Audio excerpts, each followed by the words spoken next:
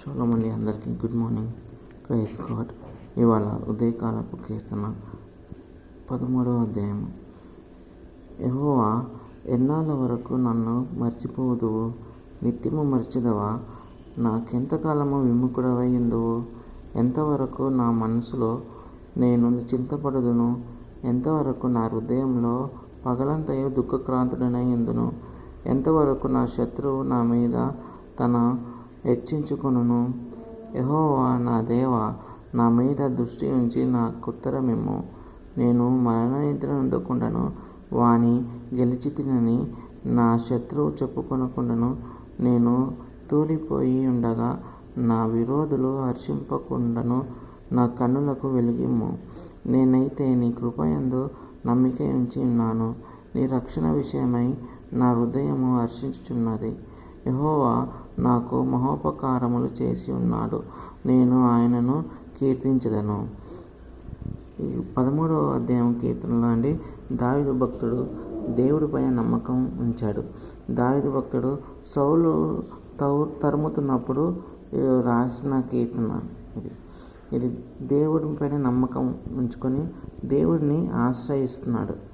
నా ఆధారము అని దేవుడి సహాయం కోసం వేడుకుంటున్న కీర్తన ఇది. యెహోవా, ఎన్నాళ్ళ వరకు నన్ను మర్చిపోదు అని. నిత్యము మర్చిదవా? నాకెంతకాలం విముఖుడవై ఉందువు? ఎంతవరకు నా మనసులో నేను చింతపడుదును అని దేవుడిని అడుగుతున్నాడు, సహాయం కోరుకుంటున్నాడు. ఎంతవరకు నా హృదయంలో పగలంతా దుఃఖం క్రాంతుడనై ఉందును? ఎంతవరకు నా శత్రువు నా మీద హెచ్చించుకొనును అంటున్నాడు. ఎంతవరకు దేవుడు దావీదు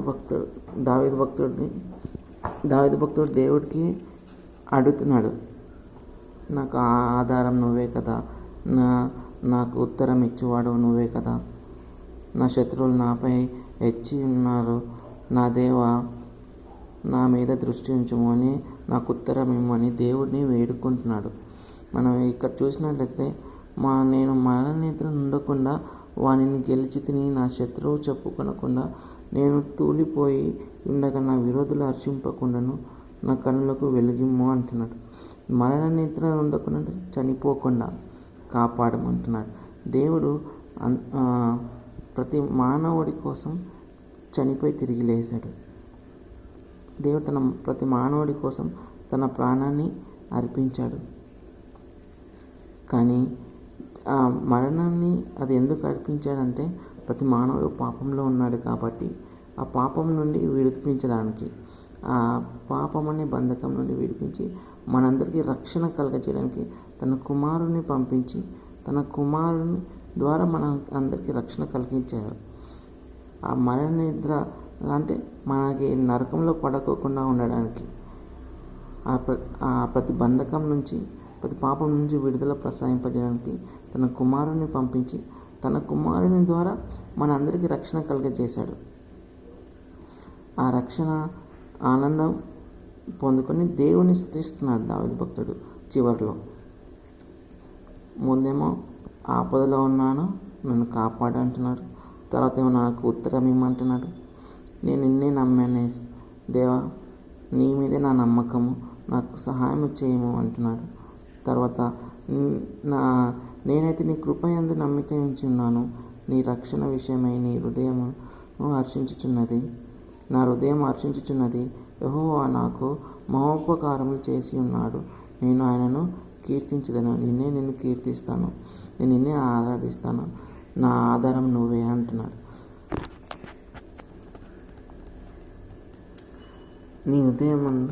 నీ యందు నేను నమ్మిక ఉంచి ఉన్నాను. హృదయమున నీ కృప వార్తలను నాకు వినిపింపుము. నీ వైపు నా మనస్సును నేను ఎత్తుకొనుచున్నాను. నేను చూడవలసిన మార్గము నాకు తెలియజేయము. యెహోవా, నేను నీ మరుగు చొచ్చి ఉన్నాను, నా శత్రువుల చేతుల నుండి నన్ను విడిపింపుము అని దావీదు భక్తుడు శత్రువుల చేతిలో పడకుండా విడిపింపుమని ప్రార్థిస్తున్నాడు ఉదయకాలంలో లేచి.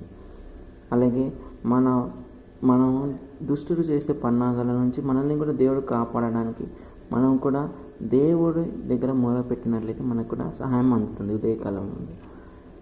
మనము ఆయన కనికరంను వేడుకుంటున్నట్లయితే మనం ఆయన కనికరం కొరకు తన సమయోచితమైన సహాయం కొరకు మనం తన కృపను పొందుకున్నట్టుకై మనం ధైర్యంతో కృపాసనతో వద్దకు చేరినట్లయితే మనకు కూడా ఆయన సహాయం చేయవాడు. అందరి కోసం ఆయన ప్రాణం పెట్టి తిరిగి లేచాడు కాబట్టి ఆయన సిలువ ద్వారానే మనకి రక్షణ కలుగుతుంది. ఆయన సిలువ ద్వారానే మనకి మోక్షాన్ని ప్రసాదింపజేస్తాడు. ఆయన సిలువ ద్వారానే మనకి ప్రతి జవాబు కూడా దొరుకుతుంది. కాబట్టి అందుని బట్టి ప్రతి దేవుడిని మనం ఆరాధించి స్తుతించాలి. ఆయన సిలువ ద్వారానే మనకి విడుదల కలుగుతుంది. ప్రతి దుష్టుడి నుంచి కానీ, ప్రతి అనారోగ్యం నుంచి కానీ, ప్రతి బంధకాల నుంచి కానీ, ప్రతి ఈ ఇరుకుల నుంచి కానీ మనకు జవాబు వచ్చేది ఆయన సిలువ ద్వారానే. ఎందుకంటే మనం తీసుకోవాల్సిన శిక్ష, మనం పొందుకోవాల్సిన శిక్ష ఆయన పొందాడు కాబట్టి ఆయన మరణం ద్వారా మనకి ఆయన చెంతకు చేరిన వారిని ఆయన కృప ద్వారా మనందరినీ కనికరించి మన సహాయం కోరుకుంటున్నాం కాబట్టి ఆయన కృప ద్వారా మన పొందుకుంటున్నాం కాబట్టి ధైర్యంతో ఆయన కృపాసనం వద్దకు మనం చేరుదాం. మనం చూసినట్లయితే ఆకాశ మండలం గుండా వెళ్ళిన దేవుని కుమారుడైన యేసు మన గొప్ప ప్రధాన యాజకుడు మనకు ఉన్నాడు కనుక మనము ఒప్పుకొనిన దానిని గట్టిగా చేపట్టుదాము. మన ప్రధాన యాజకుడు మన బలహీనతల యందు మనతో సహానుభావము లేనివాడు కాడు కానీ సమస్త విషయంలో మన వలన శోధింపబడినను ఆయన పాపము లేనివాడుగా ఉండెను గనుక మనము కనికరింపబడి సమయోచితమైన సహాయం కొరకు కృప పొందినట్లు ధైర్యంతో కృపాసనములకు చేరుదాము. ఈ అధ్యాయంలో దావీదు భక్తుడు దేవుడిని దగ్గర సహాయం అడుగుతున్నాడు. దేవుడిని నాకు ఉత్తరం ఇవ్వమని అడుగుతున్నాడు. అలాగే దేవుడి నుంచి విడుదల పొందుకుంటున్నాడు. అందుకు దేవుడికి కృతజ్ఞతగా స్తుతులు చెల్లిస్తున్నాడు. నేను నిన్నే నమ్మినాను, నేను నిన్నే ఈ కృప కోసం నేను వేచి ఉన్నానని అంటున్నాడు. ఆయన వెలుగులోనికి మనల్ని నడిపించమని కోరుకుంటున్నాడు. వెలుగు ఎక్కడైతే ఉంటుందో అక్కడ అన్నీ కూడా చీకటంతా మాయమైపోయి అన్ని తేటగా కనిపిస్తుంది కంటికి. కాబట్టి నాకు వెలుగుని ఇమ్మని వేడుకుంటున్నాడు దావీదు భక్తుడు ఈ అధ్యాయంలో 13వ అధ్యాయంలో. మనం కూడా దేవుడి యందు విశ్వాసం ఉంచి దావీదు భక్తుడు లాగా ఆయన దేవుని ఆరాధించే వారిగా ఉన్నట్లయితే మనకి రక్షణ ఆయన కృప యొద్దకు ధైర్యంతో వచ్చినప్పుడు మనకు కూడా ఆయన కనికరం ప్రతి మానవుడికి ఆయన అనుగ్రహించాడు. ఇది ఉచితమైన కృప. ఎటువంటి వెల చెల్లించాల్సిన అవసరం లేదు.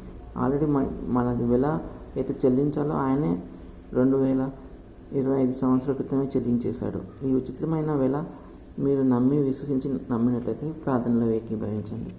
మహోన్నతుడా, పరిశుద్ధుడైన దేవా, నీ నామానికి మహిమ చెల్లించుకుంటున్నాం ప్రభు. తండ్రైనా మేము పొందాల్సిన శిక్షను మీరు అనుభవించి తండ్రైనా మాకు వెలుగునిచ్చిన తండ్రి, మా కంటికి వెలుగై ఉన్నవాడా, నీ నామానికి మహిమ చెల్లించుకుంటున్నాం. మా ఇరుకులో, మా చీకటిలో నువ్వు మమ్మల్ని వెలుగులోకి నడిపించిన తండ్రి, వెలుగులోకి నడిపించేవాడా, నీ నామానికి వందనాలు చెల్లించుకుంటున్నాం తండ్రి. నీ సహాయం కొరకు వేడుకుంటున్నాం ప్రభు. ఉదయకాలం ప్రభు, నీ మహిమార్థమే తండ్రి మేము నడిపించబడేలాగా కృప చూపించి వేడుకుంటున్నాం, కనికరించి వేడుకుంటున్నాం ప్రభు. తండ్రి నువ్వు కాచిన రక్తం ద్వారానే తండ్రి మాకు విడుదల తండ్రి మమ్మల్ని నడిపించి వేడుకున్నందుకు వందనాలు చేయించుకుంటున్నాం. దావీదు భక్తుడు తండ్రి నిన్ను ఆరాధిస్తున్నాడు ప్రభు. నీ సహాయం కోరుకుంటున్నాను ప్రభు.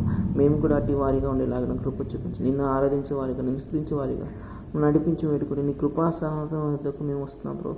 ధరంతో మమ్మల్ని నడిపించి వేడుకుంటూ కనికరించి మనం వేడుకుంటూ నజరేయుడైన యేసు నామములో అడిగి వేడుకుంటున్నాం మా తండ్రి. ఆమేన్. ఆమేన్. షాలోమ్ అండి. అందరికీ praise to God. Good morning. Have a good day.